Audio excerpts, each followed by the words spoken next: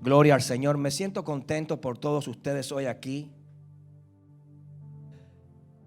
Quiero primeramente saludarles a todos ustedes, a todos los que están conectados con nosotros. Estamos saliendo al aire a más de 192 países, siempre y cuando se conecten.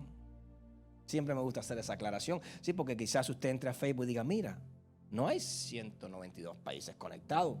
Bueno, pero está la posibilidad de que se conecten. Quiero que usted tome su teléfono, se meta en Facebook. No me diga, usted tiene Facebook. Busque CDF Church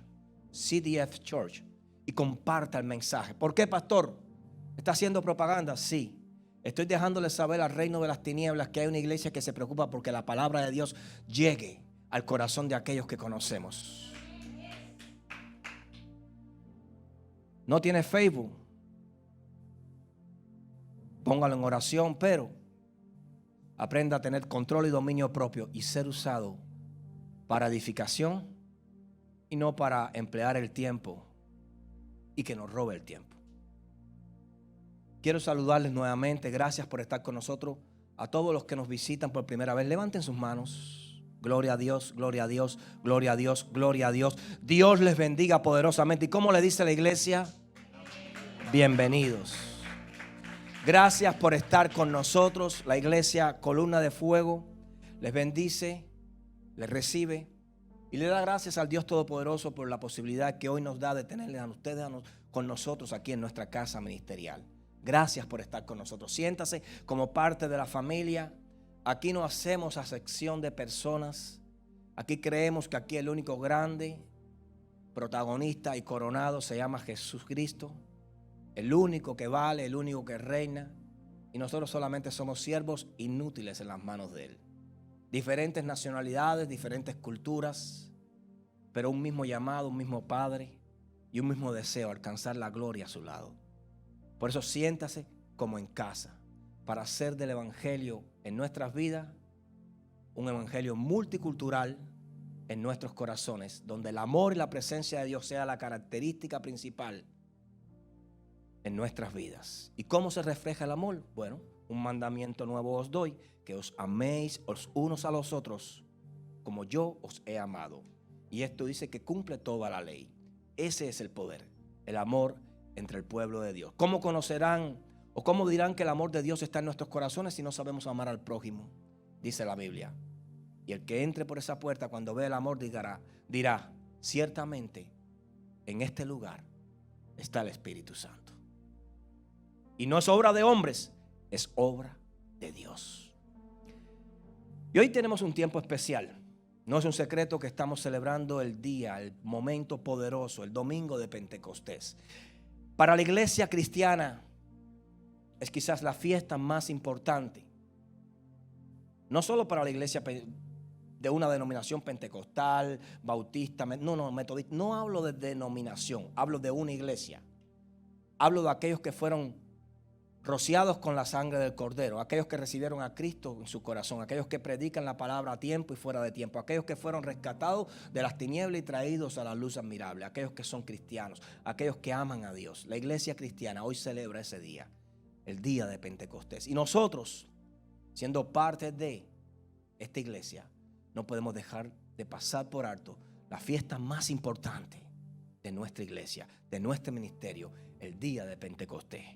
Porque es algo que le trajo vida. Y hoy somos lo que somos y estamos aquí porque hubo un Pentecostés. Hoy somos lo que somos y estamos aquí porque hubo un día que llegó alguien que necesitábamos en nuestras vidas para hoy estar aquí y ministrar y ser ministrados por Él. Y gracias a ese momento que llegó, hoy nos gozamos y le decimos al enemigo que sus planes pueden ser muchos, pero nunca van a estar por encima de la iglesia. La Biblia dice que las puertas del Hades no prevalecerán, es decir, nunca van a triunfar contra su iglesia. Él podrá hacer su mejor batalla, créeme, lo va a hacer en tu vida, en tu matrimonio, en tu finanza. Él va a hacer lo que quiera por destruir tu fe, por destruir tu corazón, para que te apartes, porque apartándote del Señor te apartas de la vida eterna. Pero Él podrá hacer el intento, pero no quiere decir que lo va a lograr si tú no se lo permites. Hoy queremos tener un tiempo de Santa Cena. para conmemorar ese tiempo, yo quiero que los sugieres repartan en lo que yo voy hablando, porque es muy importante que usted entienda algo en este momento. ¿Quiénes pueden o deben tomar la Santa Cena? Si usted fue bautizado o recibió al Señor, no tiene que haber sido bautizado, pero recibió al Señor Jesucristo como su Salvador. Es lo normal, lo correcto, que apenas una persona recibe a Jesús se bautice. Incluso una persona no debe ir a un discipulado, no debe ir a un discipulado si antes no está bautizado. Y escuche bien las palabras que yo uso, debe, no digo tiene. ¿Por qué? Porque el bautizo te abre una puerta. Un bautizo es una nueva criatura que emerge de las aguas bautismales y entonces esa nueva criatura ya viene preparada a la tierra para recibir los estudios, para recibir toda la información del reino. Y es muy importante. Pero si usted recibió a Jesús, usted puede tomar la Santa Cena. Muy importante eso. Ahora, ¿por qué tomamos la Santa Cena? Bueno, en primer lugar es un mandamiento de nuestro Dios a través de Jesús. Y haced esto en memoria de mí hasta que yo venga por la iglesia. Pero lo más importante es que usted entienda que en su mano hay dos elementos. Uno es el pan y otro es el vino. El pan tipifica el cuerpo de Cristo, aquel cuerpo que fue molido, golpeado, lacerado, castigado por nuestros pecados, por nuestras faltas. Y el vino tipifica la sangre de aquel cuerpo, de aquella persona llamada Jesús, que fue vertida en la cruz. Aquellas gotas de sangre que corrieron por su cuerpo, que cada gota tenía un nombre. Cada gota tenía el nombre de nuestros pecados. Y Él, con gusto, padeció. Dice que como oveja fue llevada al matadero. Y ese vino y ese pan tipifican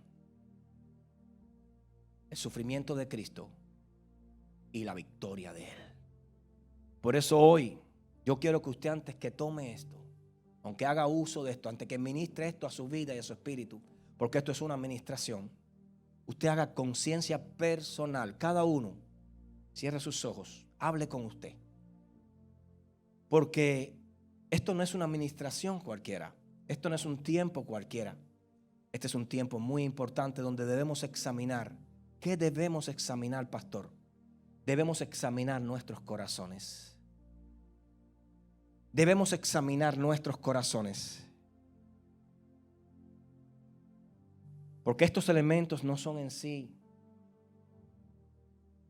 los que hacen de esta conmemoración algo importante, sino la manera en que son tomados. Es lo que lo hace importante. ¿Qué hay en mi corazón en este momento que me impide tomarlo? Si hay algo en tu corazón que te impide tomarlo, no lo tomes. No estás pecando, al contrario. ¿Qué me puede impedir tomarlo? Bueno, sé que tengo falta de perdón porque estoy en una situación y no perdono. Sé que dañé a alguien el día de ayer o la semana pasada, hice algo y aún no he sanado esa área. Sé que estoy haciendo algo que no le agrada al Señor, pero cuando lo deje, lo voy a hacer. Si tú sientes que esa es tu condición, es algo entre tú y Dios, te repito. Honras más a Dios no haciendo lo que haciendo, porque dice que entonces tomarías la cena indignamente. Pero si tu corazón está limpio y has entendido el sacrificio de Cristo, y ese sacrificio te ha llevado a modelar delante de Él, por lo menos el deseo de quedar bien, de cumplir la palabra y de amar a Dios con toda tu fuerza, con toda tu alma y con toda tu mente y con todo tu corazón. Y estás luchando cada día, permitiendo que esa lucha traiga victorias a tu vida. Y sientes que estás bien delante de Dios, puedes tomar la cena. Nadie te lo puede impedir. Pero esto nos recuerda que nuestro Salvador va a regresar por nosotros. No se fue para quedarse, se fue para decirnos: haré lugar para vosotros, pero vendré. Qué hermoso es que ahora en el cielo se hizo una casa para ti, para ti, para ti, para ti. Hay un espacio allí que yo me imagino a nuestro Señor. Imagínese esto, con esa alegría, como cuando usted va a recibir a un hijo que hace muchos años no recibe en su casa. Hace 17 años no ve a su hijo y su hijo viene a visitarlo. ¿Cómo usted hace en su casa? Usted arregla su casa. Usted le quita el polvo, usted quizás por 15 o 20 semanas no había limpiado, pero ese día, esa semana usted limpió como nunca antes. Quizás usted preparó, arregló, pintó la casa. Me acuerdo cuando fuimos a Cuba la primera vez, el papá de mi esposa pintó la casa, arreglaron las cosas con los medios que tienen allá, pero lo hicieron porque hacían muchos años no nos veían, 8 o 9 años. Imagínate a nuestro Salvador cuando llega a la presencia, después que pasa esa resurrección, que llega allí a la presencia del Padre. Dice, voy a preparar casa porque mis hijos vienen detrás de mí. Y viene Eliet, y viene Leo, y viene Magda, y viene Julio, y viene usted, vienen todos los que están aquí. Viene y está tan contento el Padre. Y así Él prepara. Dice, este lugar es para Él. Este lugar es para ella. Este lugar es para ellos. Este lugar es para Él. Así, privadamente lo hace. Para cada uno de nosotros, porque tiene esa cualidad. Puede estar en todas partes. Y con ese amor que Él prepara, lugar para nosotros. Yo creo que eso, hermano, no solo vale la pena el sacrificio, sino la consagración. Todos tienen del pan, todos tienen del vino. Yo quiero que usted tome el pan en su mano, no en su boca. Y vamos a leer la palabra en Lucas capítulo 22, verso 14 al 20. Y nos ponemos de pie en reverencia a la palabra de Dios.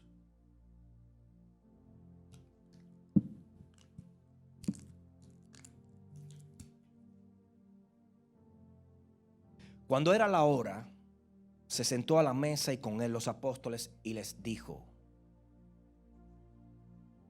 ¿cuánto he deseado comer con vosotros esta Pascua antes que padezca? Porque os digo que no la comeré más hasta que se cumpla en el reino de Dios. Toma el pan en su mano.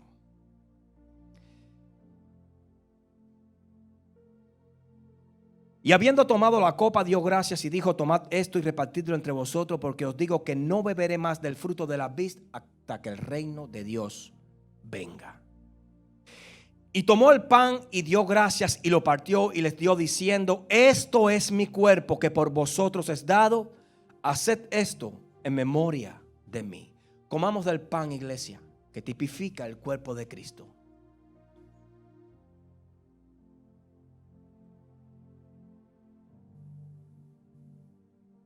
De igual manera, después que hubo cenado, tomó la copa. Tome la copa en su mano. Y diga conmigo, siempre me gusta a la iglesia decirle que repita esta parte. Y diga conmigo: esta copa es el nuevo pacto en mi sangre que por vosotros se derrama.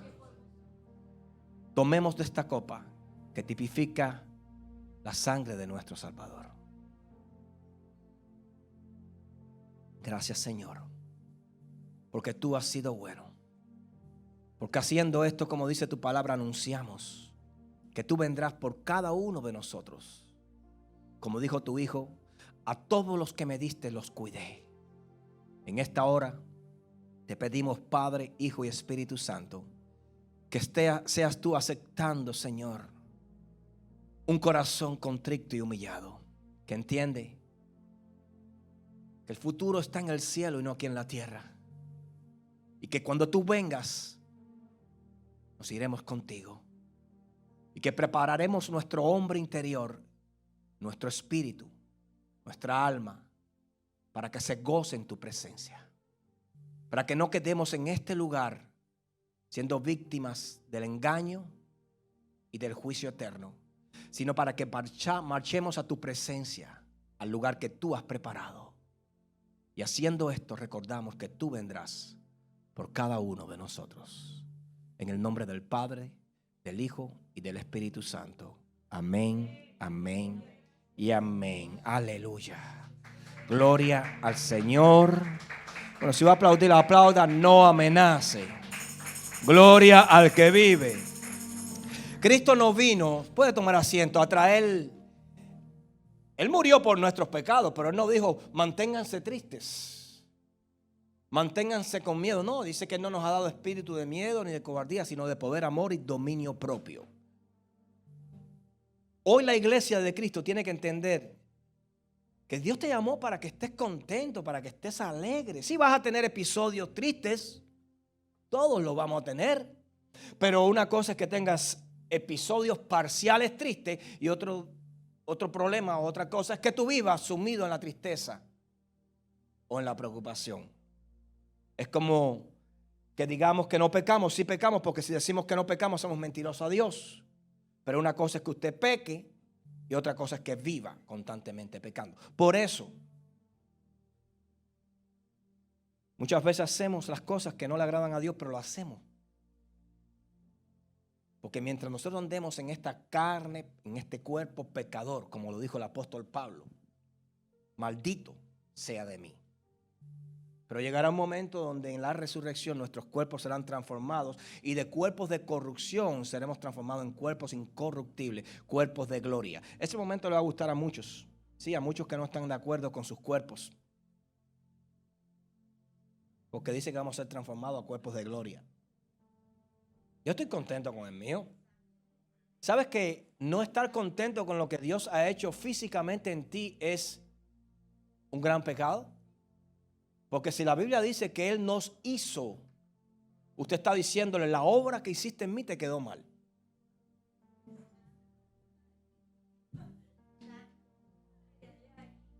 Vamos a seguir. Gloria al Señor. Regresa al aposento alto. Así se llama o se titula la prédica, la palabra que quiero sembrar en tu corazón en esta mañana. Regresa al aposento alto. Y quiero llevarte a la luz de la Escritura en el libro de los Hechos, capítulo 2, verso 1 al 4. Libro de los Hechos de los Apóstoles, capítulo 2, verso 1 al 4. Y cuando todos lo tengan, me dan un fuerte amén y nos ponemos de pie en reverencia a la palabra de Dios. Aleluya. Lo va a tener en pantalla también. Y leemos la palabra en el nombre del Padre, del Hijo y del Espíritu Santo. Cuando llegó el día de Pentecostés, estaban todos tristes y separados. Repita esas dos palabras. Eso. Unánimes y juntos. Y de repente vino del cielo un estruendo como de un viento recio que soplaba, el cual llenó toda la casa donde estaban sentados. Y se les aparecieron lenguas repartidas como de fuego, asentándose sobre cada uno de ellos. Y fueron todos llenos del Espíritu Santo y comenzaron a hablar en otras lenguas según el Espíritu les daba que hablasen. Padre, te damos gracias por tu palabra. Tu palabra es santa y es poderosa. Háblanos en esta mañana y permítenos, Señor, entender lo que tú quieres hablarle a nuestro corazón. Nos quitamos nosotros, Señor, entra en nuestros corazones en esta hora. Arranca todo nivel de rebeldía, de desobediencia que no permite que la palabra, que la semilla buena caiga en el buen camino. Y permite, Señor, que en esta mañana lo que hoy escuchemos, lo retengamos y lo apliquemos para que nuestras vidas sean transformadas. En el nombre del Padre, del Hijo y del Espíritu Santo. Amén, amén y amén. Tome asiento en la presencia de Dios. Gloria al Señor. El versículo que usted acaba de leer junto con sus hermanos, quizás es el versículo más comentado en este día en todas las iglesias, incluso en el servicio en la mañana en inglés. David se apoyó en ese versículo también para parte de su prédica. Y no es que estemos siguiendo como un estribillo o como de una forma repetitiva, es que este versículo nos trae a memoria y nos recuerda la llegada del Espíritu Santo. Aquel que sin Él es imposible que una iglesia permanezca.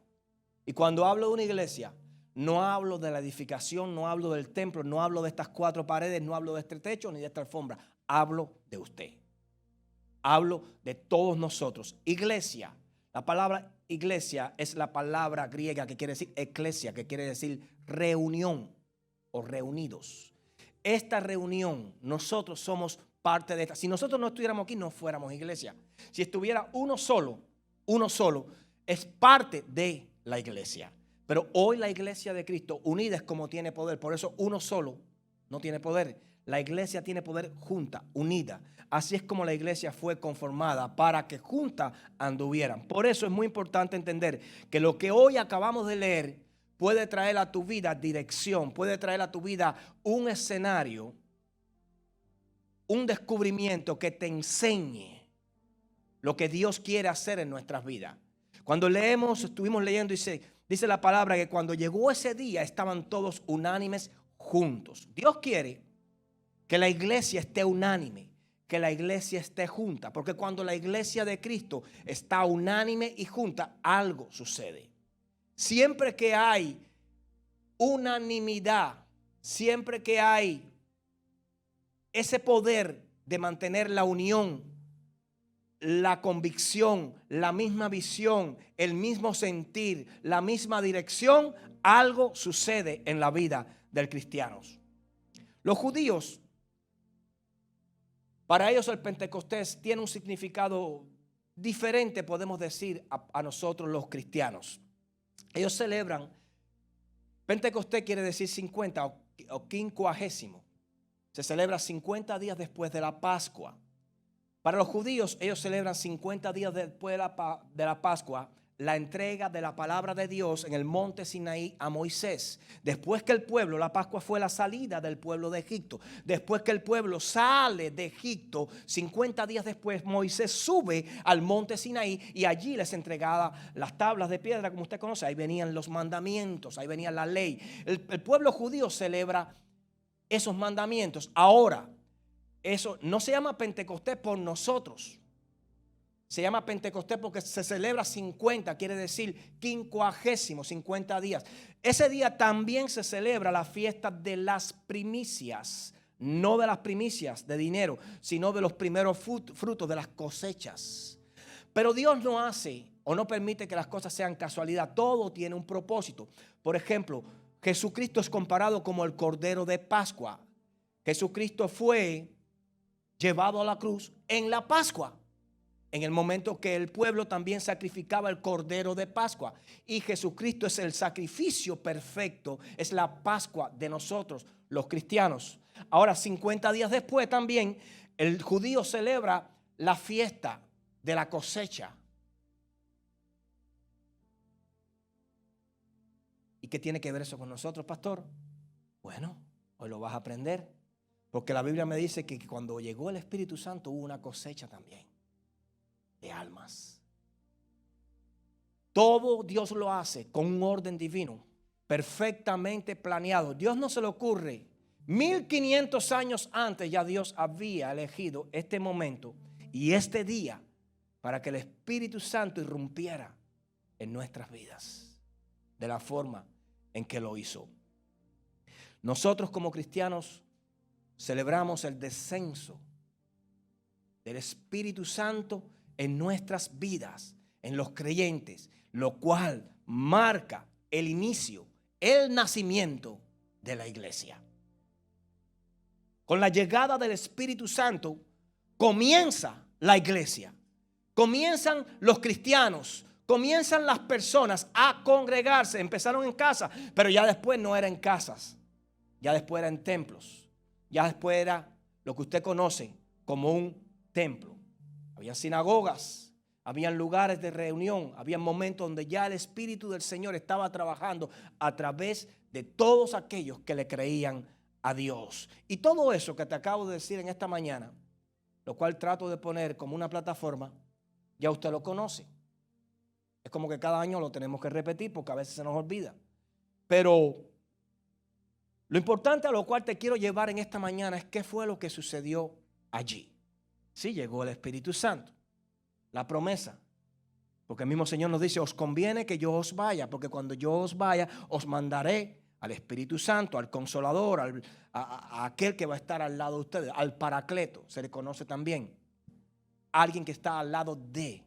Por eso cuando usted nunca está solo. El Espíritu Santo está con usted. Usted está en una prueba, el Espíritu Santo está con usted. Usted está a punto de hacerse, una prueba con el doctor. El Espíritu Santo está con usted. Lo van a operar, el Espíritu Santo está con usted. Está en un juicio, el Espíritu Santo está con usted. Usted nunca anda solo, porque cuando usted cree y usted honra esa presencia, Él se manifiesta. Dios está en todos lugares. En todas las iglesias está Dios, pero no en todas las iglesias Dios se manifiesta. Porque Dios siempre, te lo he dicho, se manifiesta donde se es honrado. Se manifiesta en tu hogar cuando tu hogar es honrado. Se manifiesta en tu finanza cuando tus finanzas honran a Dios. Así es Dios.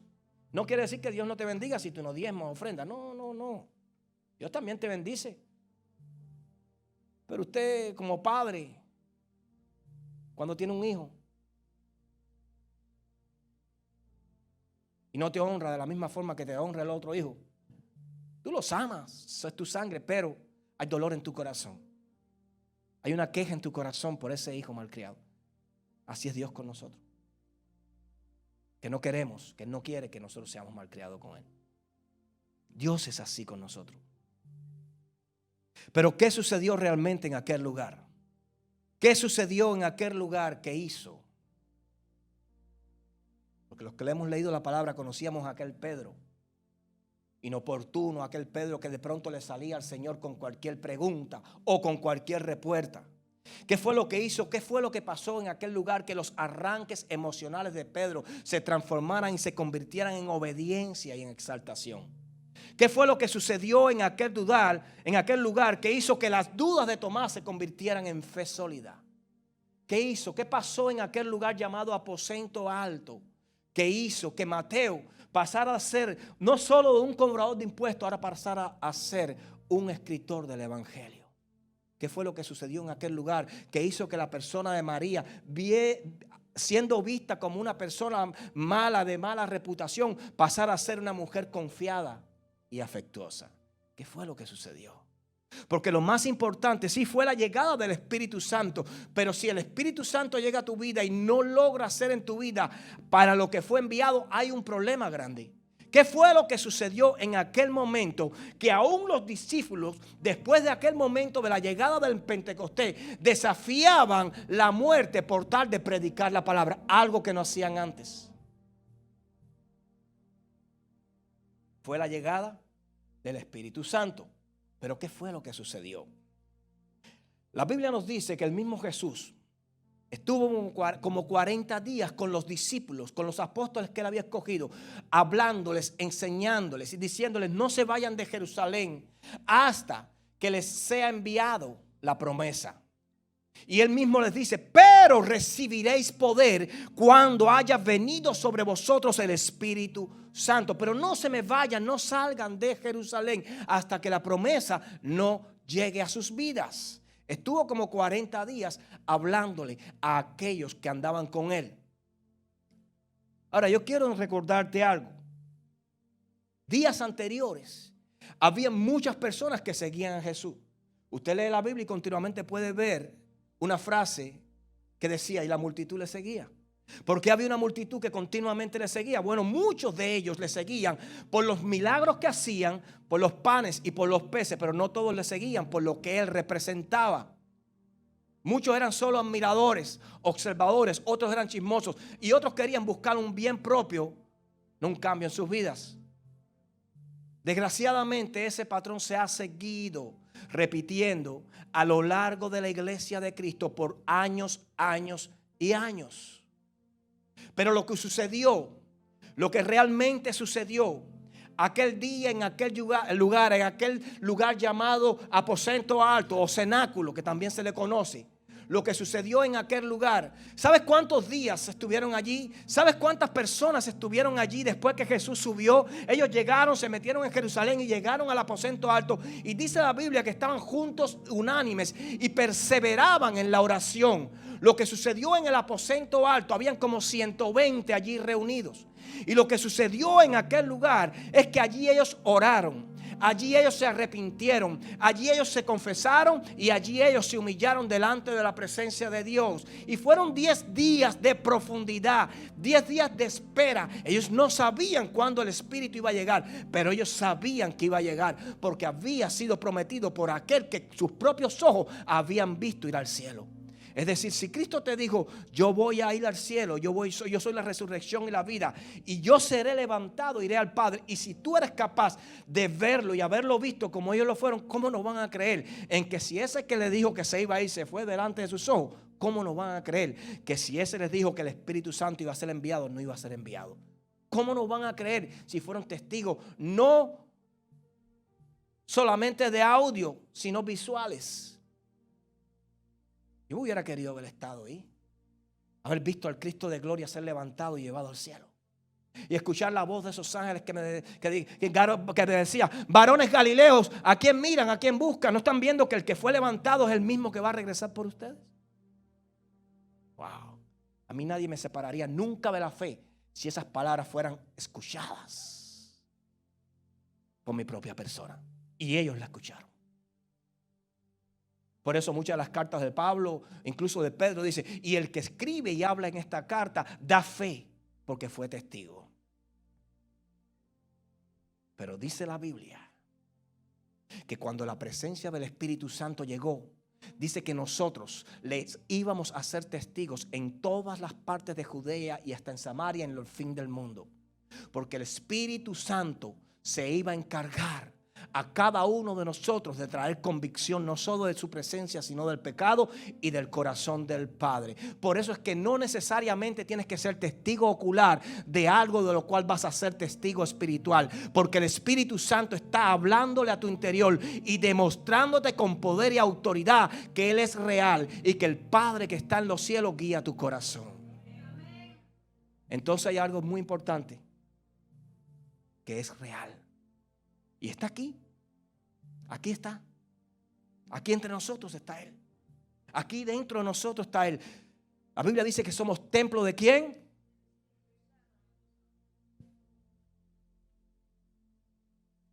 No habla de un templo, habla de una casa, de un lugar de acogida, de un lugar de permanencia, de habitar, de un hábitat. Él habita dentro de nosotros.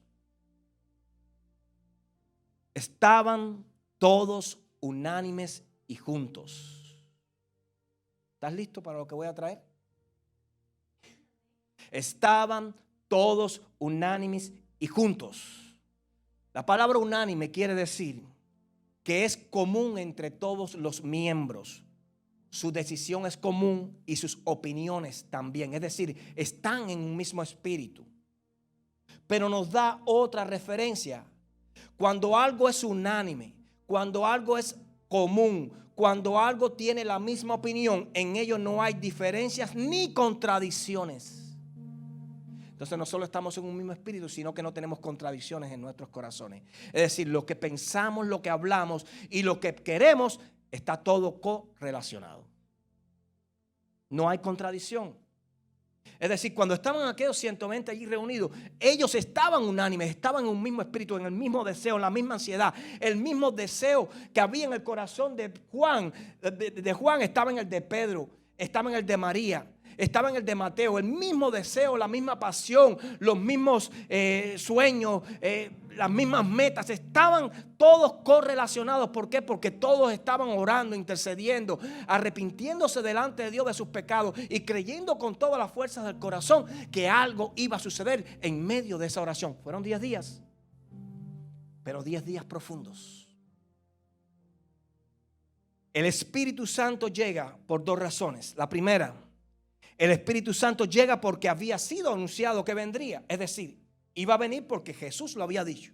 Iba a venir.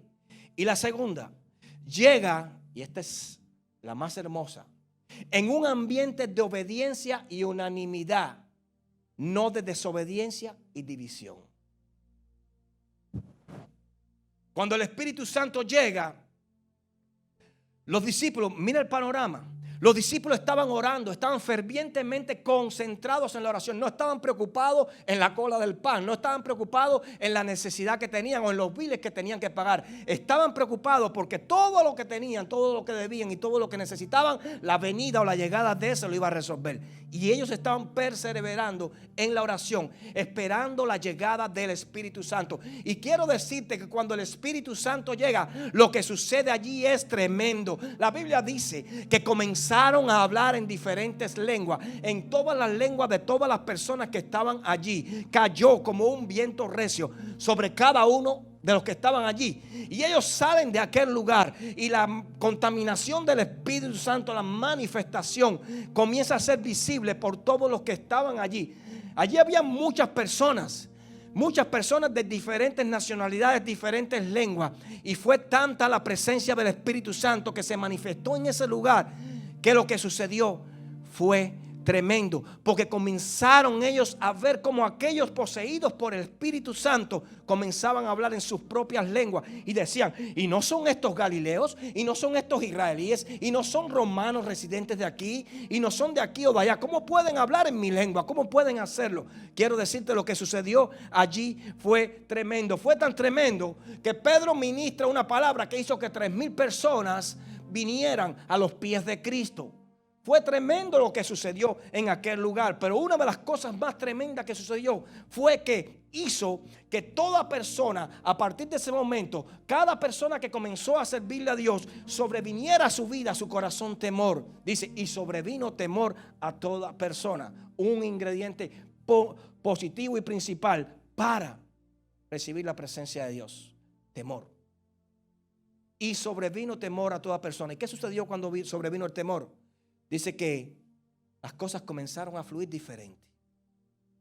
En una de ellas dice que Juan y Pedro iban caminando a orar a la hora novena al templo que se llama al templo de Salomón, a la puerta que se llama La Hermosa. Y cuando llegaron allí, dice que había un hombre inválido o paralítico, que hacía mucho tiempo que caminaba. Y ellos llegaron allí, el hombre extendió su mano para recibir dinero, pero ellos le dijeron, no tengo plata ni oro, pero lo que tengo te doy. Y le dijo Pedro al hombre, levántate, dame la mano y levántate. Y dice que asió de su mano, lo levantó y el hombre soltó las muletas y comenzó a caminar. Lo que sucedió fue tremendo. ¿Sabes por qué? Porque después de la llegada del Espíritu Santo, allí al aposento alto, los discípulos caminaban diferente, pensaban diferente, veían diferente. ¿Por qué? Porque estaban llenos de la presencia de Dios, estaban llenos de autoridad. Quizás un mes, 2 meses antes, Pedro no se hubiera atrevido a decirle a aquel hombre, levántate y anda, levántate y toma tu lecho. No se hubiera atrevido, pero la presencia del Espíritu Santo en el alma del creyente hace que el hombre camine no por vista, sino por fe. Hace que el hombre le crea a Dios y no crea lo que está viendo sus ojos. Por eso es tan importante que la iglesia de Dios sea llena del Espíritu Santo, porque la iglesia del Espíritu Santo va a hacer que tu fe crezca y que tu fe pueda haber sanidad donde otros no ven sanidad, que tu fe pueda haber vida donde otros están viendo muerte. Por eso tienes que entender que tienes que ser lleno de la presencia del Espíritu Santo. Fue tan grande, fue tan poderosa la presencia del Espíritu Santo en el corazón de Pedro, que aún Pedro, después que sana a aquella persona en aquel templo, en aquel lugar, se baja un discurso, familia, que 5,000 personas vinieron a los pies de Cristo. Ya no eran 3,000, ahora eran 5,000 personas. Porque había temor de Dios, porque estaban unánimes y juntos. Cuando hay temor de Dios, cuando hay unanimidad, y cuando estamos juntos en un mismo espíritu, la manifestación de Dios es palpable. Las personas caminan con la presencia de Dios. Cuando te ven, no sé si están viendo a Moisés bajando del monte de la transfiguración, pero están viendo en ti a Cristo Jesús. La mejor de todas las señales va a ser esa. La mejor de todas las señales va a ser esa.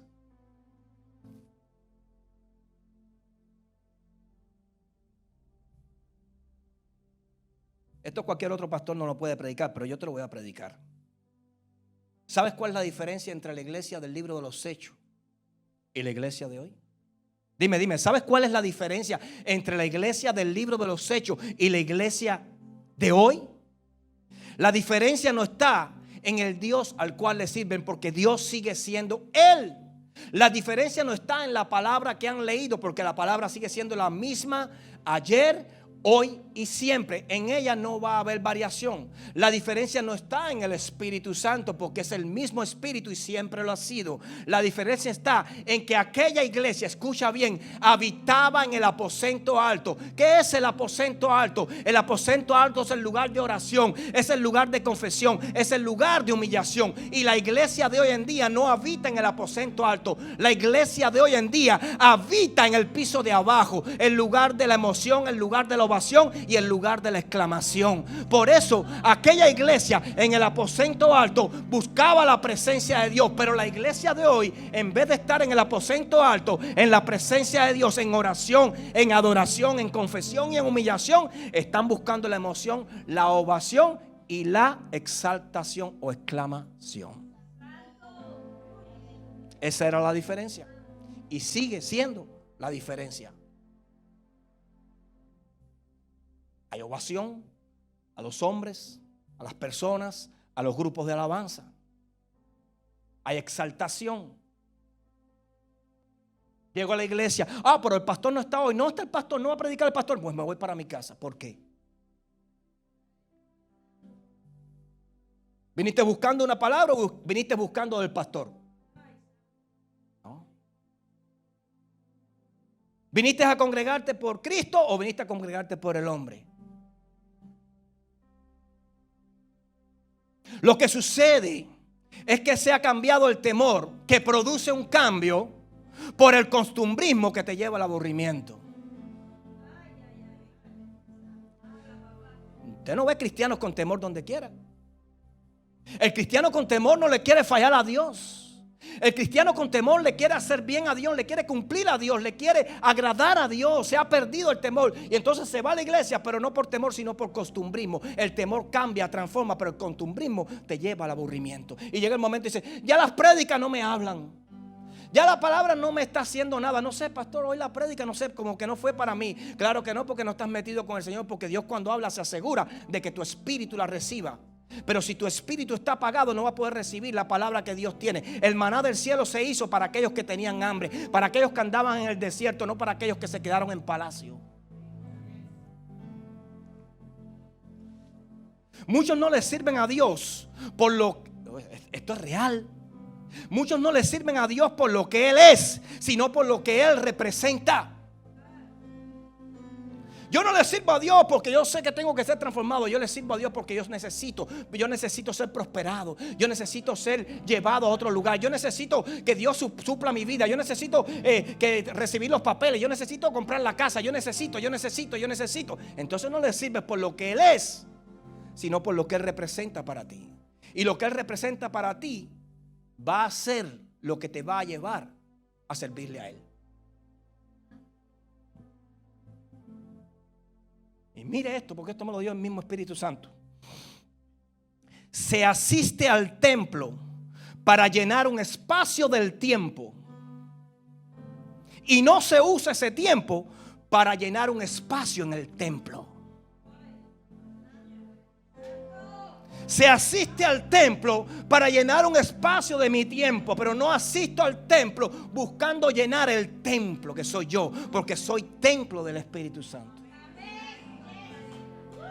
Entonces, mientras no haya hambre, mientras no haya deseo de cambio, mientras no haya deseo de ser transformado, entendiendo que mi vieja criatura, mi viejo hombre es pecador, es pecaminoso y no quiere ser transformado, no podré jamás ser lleno. La gran mayoría no le sirve a Dios buscando ser transformados, sino prosperados y bendecidos. Y eso es una realidad. Porque transformar duele, Señor. El pastor me metió a la oficina y me dijo que no podía hacer esto, que no debía hacer esto otro, que no me convenía andar a horas de la madrugada con mi novia por la calle, que no me convenía andar en el carro solo. No puedes. No puedes hacer las cosas que a Dios no le agradan. El pastor no se mete en tu vida. La Biblia dice que obedeced a vuestros pastores, porque ellos darán cuenta de vosotros. Entonces ser transformado duele, porque ser transformado incluye meterte, ¿sabe dónde? En el taller del alfarero. Y en el taller del alfarero todo se transforma con la mano. Y todo lo que se apriete, todo lo que se trate de apretar va a doler. Porque el alfarero comienza a dar forma. ¿Y dar forma qué? ¿Qué hace el alfarero? Dar la forma que a él le gusta, lo que él anda buscando. No lo que estaba, no lo que venía. Por eso un alfarero tiene la capacidad de hacer de una botija vieja una botija nueva. De hacer de un molde viejo un molde nuevo. Y eso es lo que hace Dios. Nos transforma. Dentro de nosotros hay un diamante, pero está en bruto y tiene que ser tallado, elaborado y transformado por el Señor para traer ese diamante al mejor de todos sus brillos. La pregunta no está en conocer si quieres, si sabes que tienes que ser transformado, sino si deseas ser transformado. Porque cuando tú deseas ser transformado, tú le dices, dispara, que estoy aquí. Quiero recibir, porque yo sé que recibiendo es cuando más yo voy a cambiar. Pero hay cristianos que no. Hay cristianos que tú no los puedes mirar porque se te van de la iglesia. Hay cristianos que tú no le puedes decir, hermanita, eso no se hace. Hermanita, ocúpese de su vida. ¿Crees que usted olvídese de al lado si es chismoso, si es bretero, si se mete en todo? No se preocupe, Dios juzgará a esa persona. Pero usted ocúpese de usted, ocúpese de crecer usted, ocúpese de adorar usted, ocúpese de buscar el rostro usted. Y usted que está buscando, adorando y buscando el rostro, Dios la va a bendecir.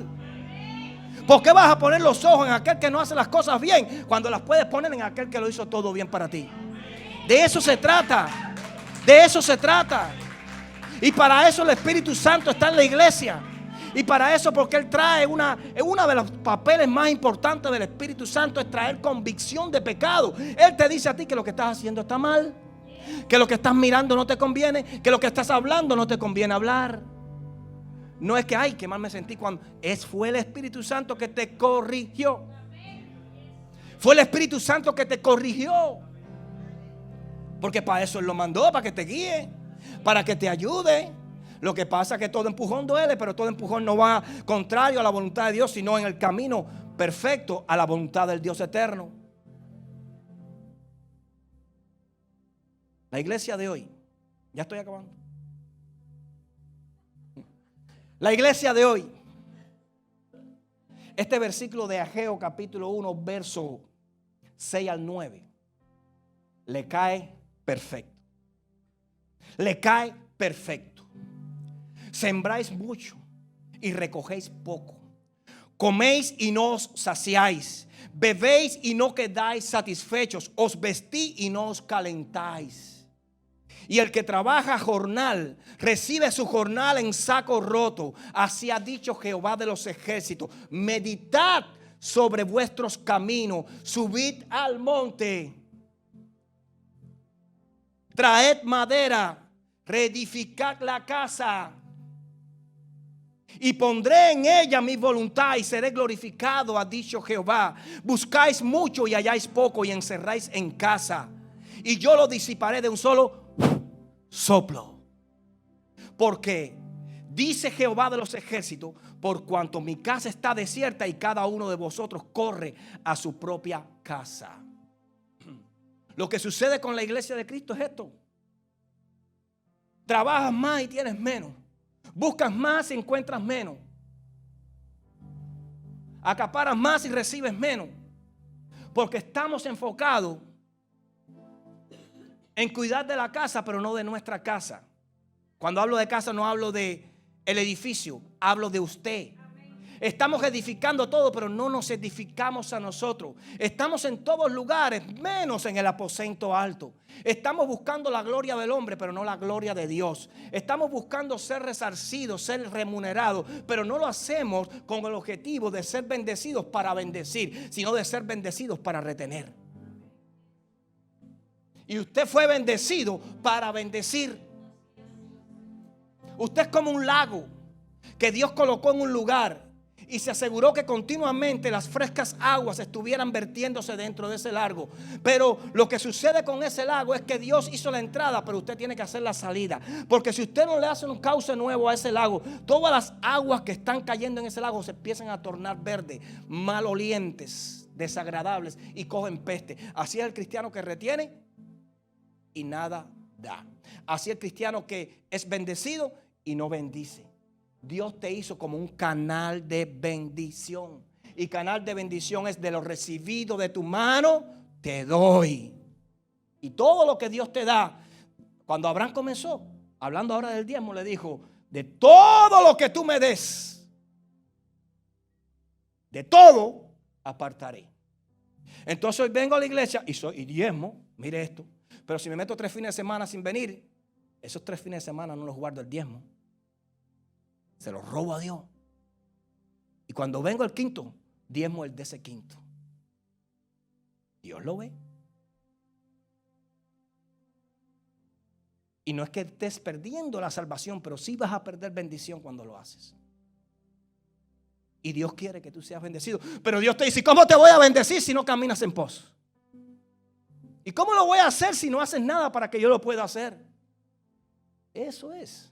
Entender eso te va a ayudar y te va a librar de muchas complicaciones. Por eso tenemos que entender que la iglesia de Cristo fue llamada a edificar su casa. Hoy Dios te está diciendo sube al monte. Hoy Dios está diciendo sube al aposento. Hoy Dios te está diciendo reedifica tu casa, reedifica tu casa, reedifica tu casa. Y reedificar tu casa no es construir la misma casa, es reedificarla con nuevos principios, con nuevas prioridades, con nuevos proyectos, con nueva mentalidad transformada. Es tiempo de que reedifiques tu casa. Tú puedes reedificar tu casa, hacer algo mejor en tu casa en este momento. No hablo del edificio, no hablo de tu casa, de tu edificio, de tu apartamento. No, hablo de ti. Nuevas coordenadas para tu vida espiritual. Dale un porqué a tu vida. Hay muchos que viven, mira hermano, hay muchas personas, hay muchos cristianos que viven sin mirar hacia adelante. No tienen un proyecto, no tienen una meta. Hoy David predicaba y hablaba de que muchos andan buscando una bendición, pero una bendición parcial. Y no buscan la bendición que es a través del Señor, a través del propósito de Dios, que es una bendición continua. Y estamos tanto tiempo recibiendo una bendición parcial que nos acostumbramos a ser bendecidos parcialmente. Y nos acostumbramos y así, pero nadie tiene claro lo que quiere para su vida. Nadie tiene un lugar de llegada, un triunfo, una meta. Nadie. Pero usted debe caminar en pos de algo, en querer lograr algo. Usted tiene que tener una meta en su vida. Y la meta es crecimiento. La meta es edificación. La meta es transformación. Porque si no transformas tu mente, no vas a poder transformar tu vida. Y el Espíritu Santo fue enviado para ayudarte a transformar tu mente. Y el Espíritu Santo fue enviado a transformar tu vida. Por eso tienes que escuchar la voz del Espíritu Santo cuando te habla. Y tienes que ser obediente. ¿Por qué? Lo escuchamos y no le obedecemos. Sabemos lo que tenemos que hacer, pero no lo hacemos. Sabemos. Hoy, nada de lo que yo te he dicho, es nuevo para ti. Simplemente te lo estoy recordando. Nada de lo que yo te he dicho es nuevo para ti, pero en tus manos está en edificar, reedificar tu casa, subir al templo, meterte con Dios y entender que eso es lo que quiere el Señor. Regresa al aposento alto. Regresa al aposento alto. Necesitamos ser esa iglesia que salió de allí, del libro de los Hechos. Necesitamos ser esa iglesia que tenía todas las cosas en común. Es una iglesia que no acapara, sino es una iglesia que distribuye. Necesitamos ser esa iglesia en la cual estaban todos juntos. No habían grupitos. No habían grupitos de personas desechando a otros. Necesitamos ser esa iglesia que perseveraba cada día. No unos pocos, sino todos los días. No unos pocos, sino todos los días. Necesitamos ser esa iglesia que partía el pan en las casas. Hoy nadie se te acerca y dice, pastor, yo quiero abrir una cédula en mi casa. No, porque eso trae compromiso. No, mi casa está muy bonita, yo no puedo abrir mi sala porque me arruinan esto, me arruinan aquello. Se me sientan, como una vez nosotros fuimos, en los muebles no se me sienta. ¿Y donde nos sentamos, hermana? Compre silla o diga, las traemos. No, porque son para bonitos. Y entonces, ¿qué tenemos aquí? ¿Qué abre usted? El techo. Sí, a mí, hermano, a mí me pasó así.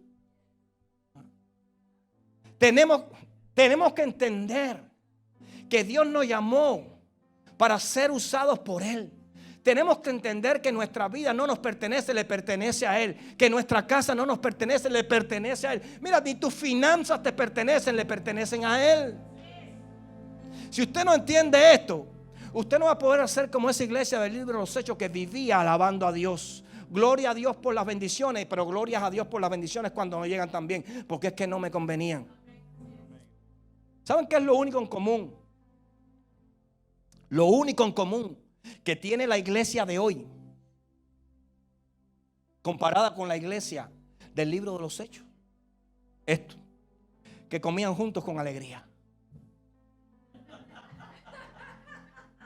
Que comían juntos con alegría.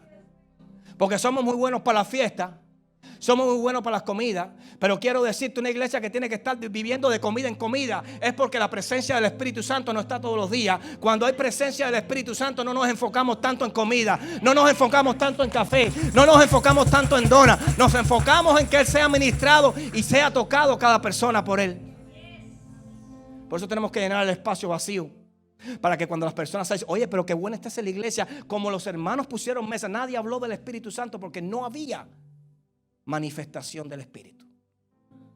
Entonces todos los testimonios son, y qué bien prepara las mesas. Y hay una hermana que tiene un arte para decorar. Hermano, deme el teléfono de esa hermana que hace los dulces. Ahí está. Pero de la presencia de Dios, ¿quién habló? Y de la palabra, ¿quién habló? Y de lo que fue transformado dentro de mí, ¿quién habló? Necesitamos subir a ese aposento, porque lo único que hoy la iglesia tiene es que comemos juntos con alegría. Esto me lo dio el Espíritu Santo. No se nos asignó el Espíritu Santo para desviarnos del propósito divino. Se nos asignó para ser empoderados, guiados y reconfortados. ¿Entiende? Entonces Él no hizo su aparición en el libro de los Hechos para llevarnos de vacaciones y perdernos en nuestros placeres y deseos, sino para que oigamos su voz, obedezcamos su voz y caminemos en pos de lo que Él quiere hacer en mi vida. Hoy el Espíritu Santo nos guía, nos consuela, nos llena. Ponte de pie. Hoy el Espíritu Santo está aquí con nosotros. Y si usted vino a entregarle esa adoración, quiero decirte que hoy el mensaje del cielo para esta generación es que alguien está al lado del Padre intercediendo por cada uno de nosotros. Intercediendo por cada uno de nosotros. Prepara tu corazón. Adora a Dios, adora a Dios, adora a Dios, adora a Dios. Vamos a adorar al Espíritu Santo.